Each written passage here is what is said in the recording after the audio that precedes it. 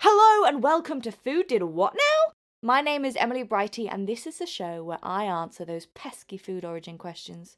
You know, the ones you ponder but never actually find the answers for. This week is the versatile potato. It's been a while since I poked my head out of the proverbial window, so I have not one, but 2 whole episodes for you. Additionally, stay tuned for the end of part 2 where I announce some exciting stuff. Food did what now? Food did what now? Food did what now? Food did what now? Potato Edition, Part 1.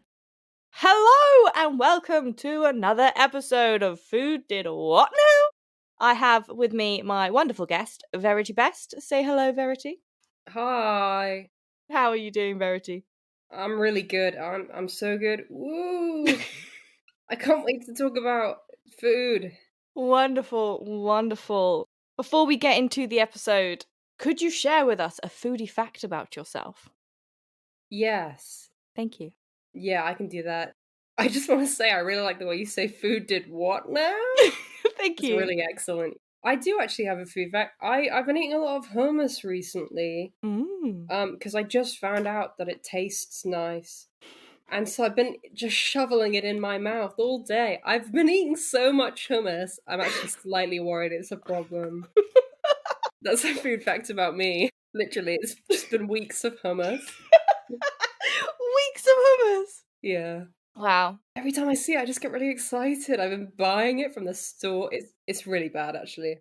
Do you have a favourite flavour of hummus, or is it the bog standard There are plain? flavors of hummus? You didn't know there were different flavours of hummus? What? No, I thought there was one flavor.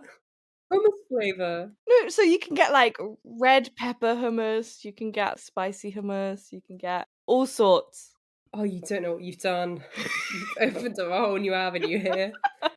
Are you ready to learn about potatoes? Woo! Yeah! Potatoes are absolutely fascinating. I already knew that. Oh, you did?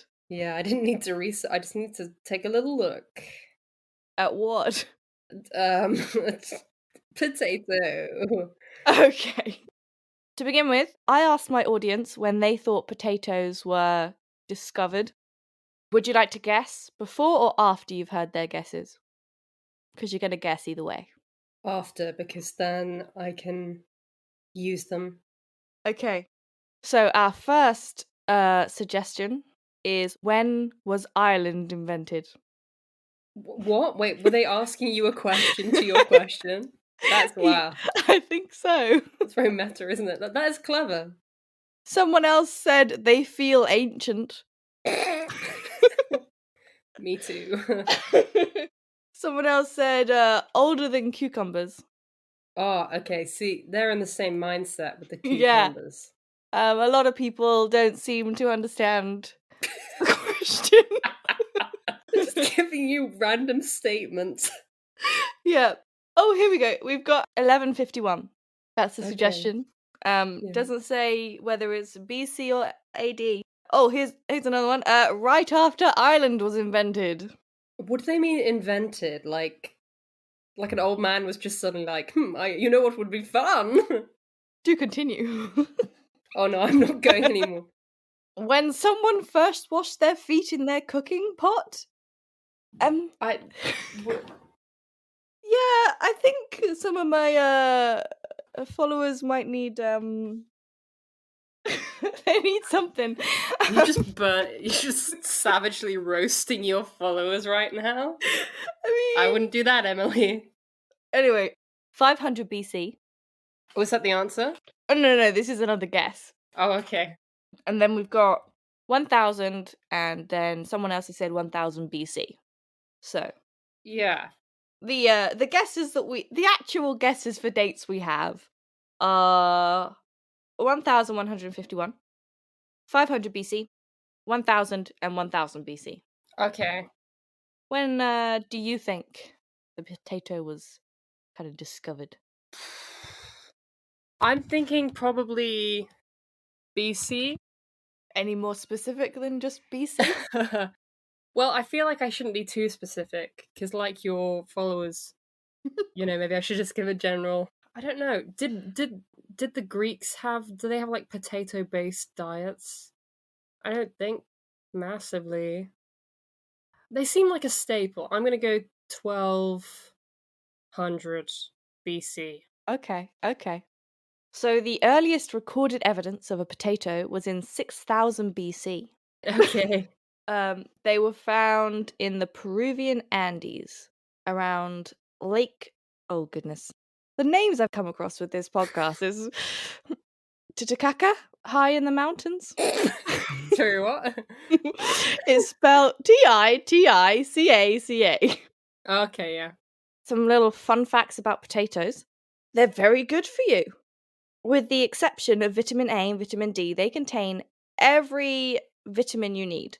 And then if you add dairy and keep the skins on, you got all the nutrients you need. That makes me feel really good. Yeah. I've been having potato like every day. Besides the hummus.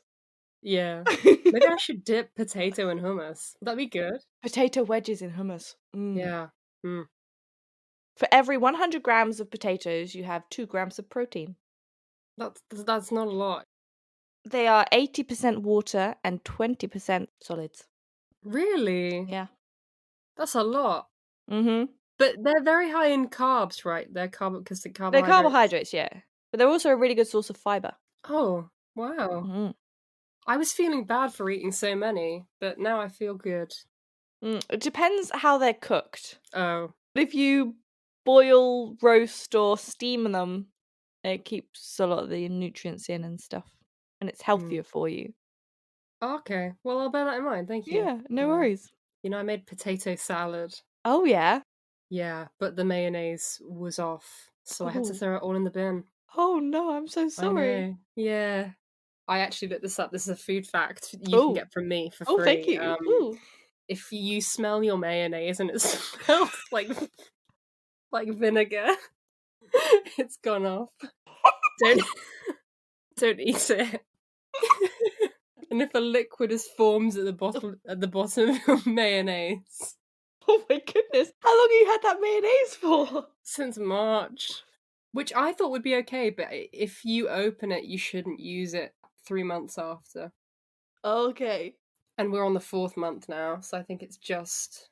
Oh. Yeah. Was that like a shop bought mayonnaise? Yeah, it's like a Hellmann's. Oh. I've never seen that happen before. It's quite disappointing. Yeah. Well, I thought it was normal, because like mustard and stuff, you get like a little liquid because it's been sat there, and then you mix it back up, and it's fine. Yeah. But apparently it's because there's like acid in store-bought mayonnaise because it's preserving it, and so it obviously after it goes off, the acid kind of takes over, and that's why you get the vinegary smell. So did you Google that you shouldn't have eaten it, or did you find out the hard way? I googled it because I sniffed it and I was like, oh, this isn't vinegar. Okay, good. I'm glad that you didn't eat it. Thank you. But I'm sorry for the loss of the potatoes. It was sad, yeah.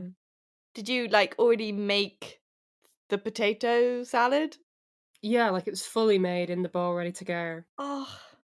And then I, took a whiff. That's so sad. Yeah, it's a pretty sad whiff. Mm. Sorry, I've really killed the mood with my sad No, story. that's okay. In 500 AD to 800 AD, civilization settled around Lake Titicaca due to the successful cultivation of maize and potatoes. And then in 1000 to 1400 AD, the Inca civilization grew into the Cusco Valley and became one of the fastest growing settlements in the Americas. And with improvements to agricultural practices, they boosted the production of maize and potatoes. That's really cool. Did they have them anywhere else, or was that the only place they found them? I think that's the only place they found them to originate, but then they slowly spread. So potatoes have like an originating point. Yeah. That is wild. Wow. In mountains. That's cool. Yeah.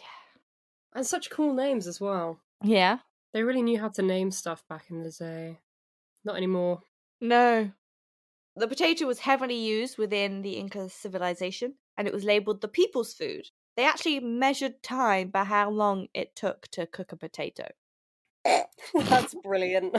That's absolutely brilliant, really. At least that's what one website said. I don't quite know how they Yeah. corroborated that, but I hope it's true, because that is just that's way better than how we do it. yeah, I agree. I agree. How long do you think it takes to cook a potato? Because I always Ooh, find it varies. how are we cooking it? We're boiling it? Yeah. 20 minutes? Mm. I guess it also depends, like, are you boiling a whole potato or are you chopping it up? And how small are you chopping it up? You know? I usually go halves. Ooh. I normally quarter it, honestly. I quarter it afterwards, Oh. but that's because I didn't think it through to start with. Halfway through cooking or like Well, I was like, these are big pieces of potato. They're not going to be. This isn't how potato salad normally looks. Sorry not to bring it back to my potato salad, but I was cooking potato salad. And I was just boiling them in halves, and I was like, this is quite a large chunk. You don't really want to be like nibbling a mayonnaise covered half a potato. like potato. Yeah, you want it to be in bite-sized pieces. So yeah, I don't know. It depends. Mm. I reckon a whole potato you could do in 25 minutes. Yeah? How big are the potatoes you're thinking? I'm thinking, Like King Edward size or new potato size? Or somewhere in between? there's all around bags that you can get from Tesco. Yeah. That size. Okay. So a decent size. Yeah, so not like a jacket. Like the size of a fist. Yeah, So wait, do you sorry to be stuck on this. When you boil your half potatoes, yeah. do you wait till they're fully cooked to cut them smaller, or do you pull them out halfway through and be like, this needs to get smaller now? I did wait, yeah. I chopped them on a chopping board. It was a fluffed nightmare. It was there was potato everywhere. So, more foodie facts. Yes, please. In 1500 AD to 1800 AD, this is the kind of time period we're talking about now. In 1532, the Spanish invaded and brought the potato to Europe. Was that the first time it came to Europe? Yeah. Oh. So, from the earliest recording evidence being in 6000 BC, Europe didn't have potatoes until 1532. That's embarrassing. I know. So embarrassing. When did Ireland get potatoes? That is a good question.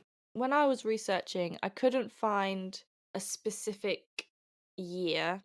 There was lots of different speculation on when and who brought potatoes to Ireland, so I wasn't quite sure. But in 1589, Sir Walter Raleigh planted potato seeds in his Irish estate in Cork and offered them as a gift to Queen Elizabeth I. Oh wow. Did she like? I do not have any information on her response of the gift of potatoes, No reviews.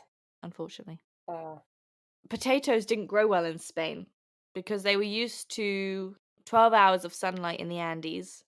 But in Spain, you'd have really long, like, summer days and they didn't grow well. They'd grow in the autumn but not survive the winter. So apparently, it took a century to produce a variety of potatoes that would grow earlier in the summer through farmer selection. oh. Yeah. It does seem a bit odd to take something that can't grow and just be like, no, grow. Come on. Come on, boys, grow. We need you. Yeah, couldn't they just, move if they were that desperate for, some fries or a little bit of potato salad? Um, you know? What, and move the entire Spanish population to the Well, no, Andes? just move themselves and then be like, good luck, guys, with your potatoless existence. Yeah, we want this spud, so we're gonna adios out of here. Yeah.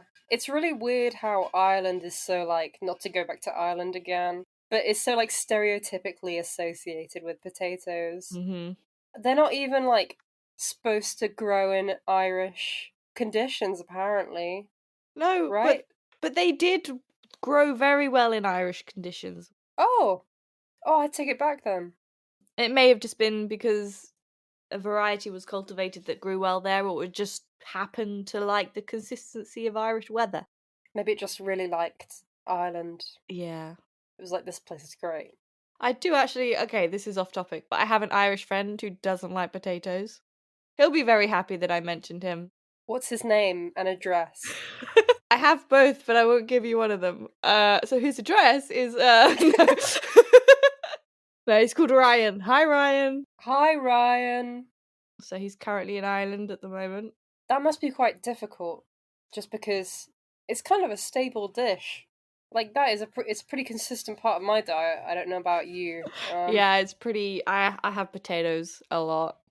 Yeah. I'm sorry, Ryan. What? Why are you sorry? Well, just that Ryan doesn't like potatoes.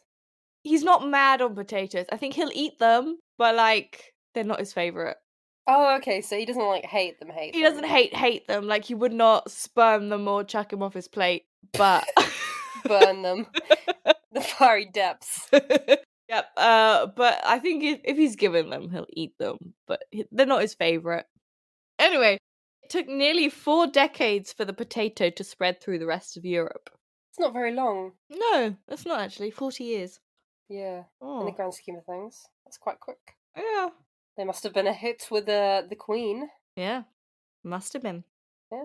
So, because, as I've mentioned, the potato has loads of nutrients, in the 17th and 18th centuries, for tenants with no land, this was a really good thing because you didn't need much land to grow potatoes. And if you had a cow, then you had the dairy and the potatoes, and that could basically sustain you and provide all the nutrients needed to sufficiently feed a large family of 6 to 8 people, apparently. And it made it very popular amongst Irish and British peasants, as the land needed to grow potatoes didn't need to be big. That's cool.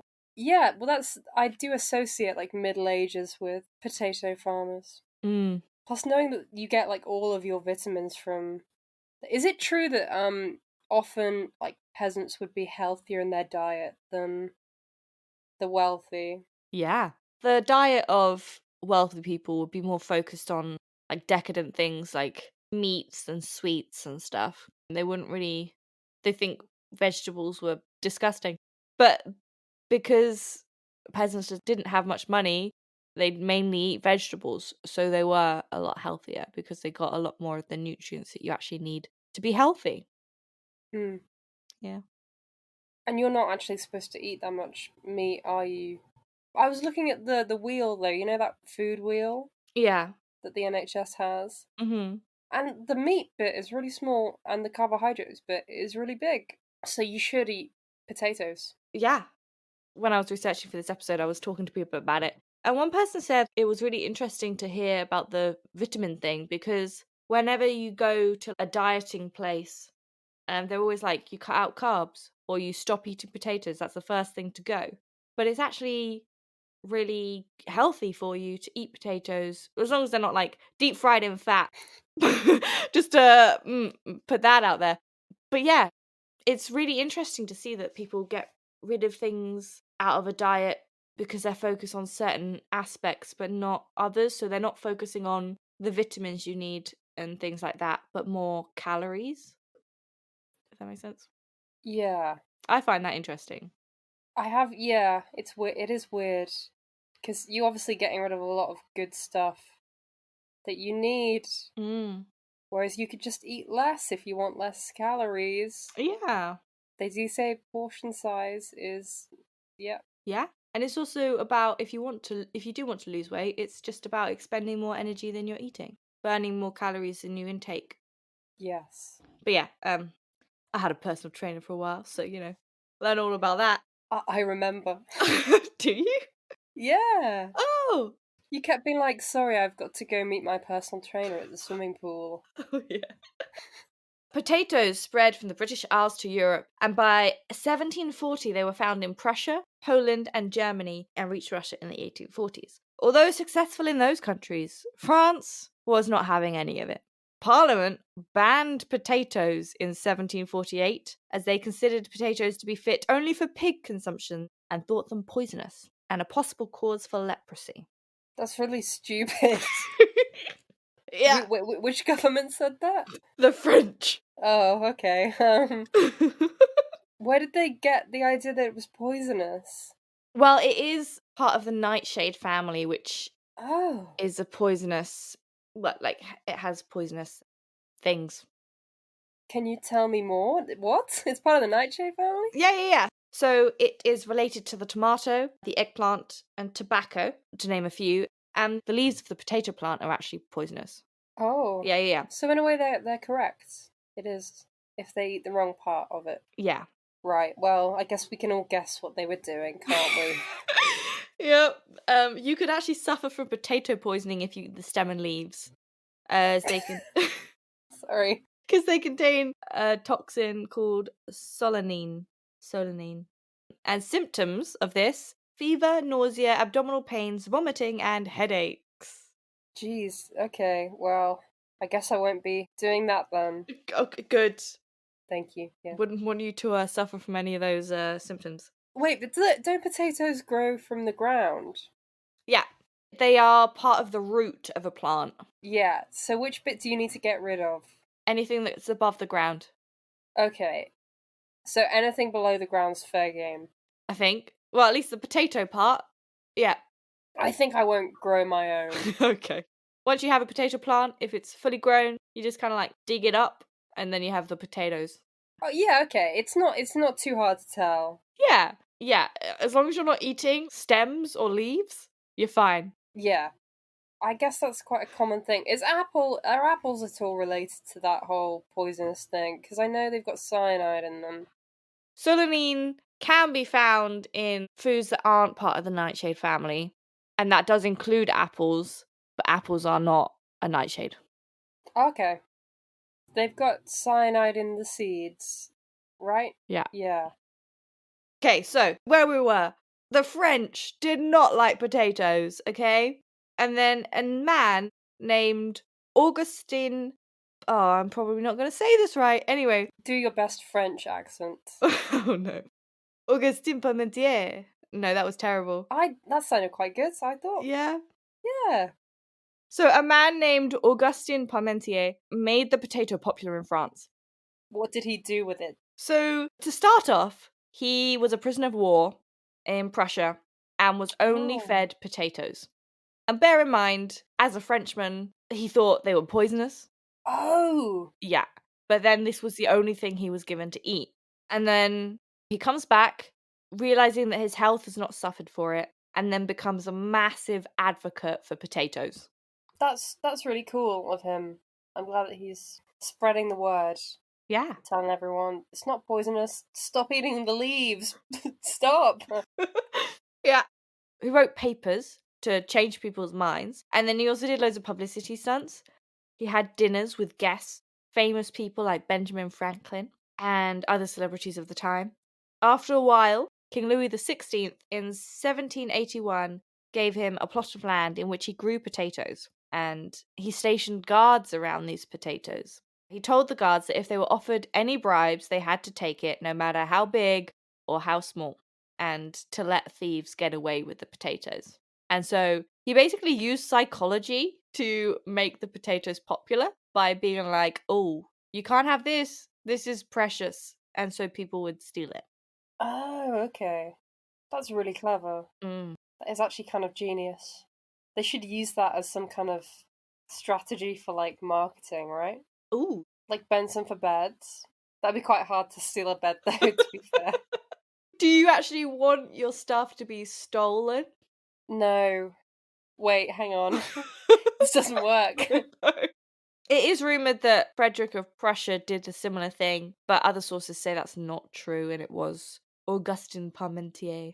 Or Parmentier. Don't quite know how to say that. This is probably not really in the area that you've researched, but do you know why he was in prison? Was it like as a prisoner of war? Was there some kind of big war that was going on at the time? Yes, there was a war. Not sure which one. I feel like the French were involved. I mean, he was French. Yeah, not to hedge my bets, but I think the French were involved. I also think the Prussians were involved. Oh, do you now? Yeah, because of the Prussian jail cell. Yeah. We'll see, though. We'll see. Okay. Yeah. In the meantime, oh yeah, this was really cool.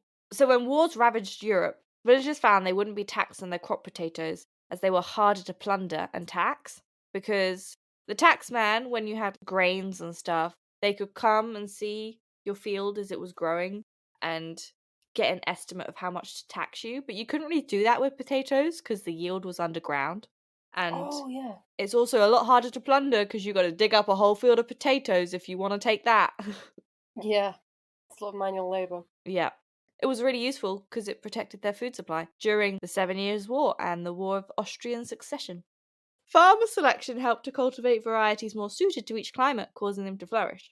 And the taxing thing and the difficulty to plunder was noticed, and so instructions were distributed on how to plant potatoes by King Frederick the Great of Prussia in order that peasants would have food supplies if enemy armies invaded in 1740 during the War of the Austrian Succession. That's nice of him. Yeah. Looking out for his people. He must have been one of the good ones. And today, you can find potatoes on his grave because people put potatoes there. Oh. Same with Augustin Parmentier. It's quite a nice legacy to have, isn't it? Yeah, feeding the people. I mean, who doesn't like potatoes? Other than Ryan, of course. Other nations copied this. By the early 1800s and the Napoleonic Wars, the humble potato became the food reserve of Europe. That's a real underdog story, isn't it? Yeah. Started at a lake. That was the only place. Yep. And then, a couple thousand years later, is it 1,000? Yeah. A couple thousand years later, it's ruling, Yeah. They should make a film about it.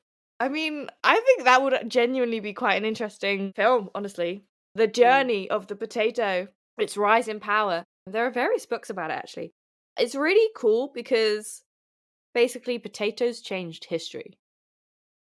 And on that bombshell, we end Potato Edition, Part 1. I know you're hungry for more. Even so, sharing is caring. So let's share this episode like it's a large portion of chips at the beach, slathered in salt and vinegar, that you need to eat pretty quick with your friends before the seagulls attack and eat them for you. Now, stick around for an exciting announcement at the end of Part 2. And tuck in to the next episode.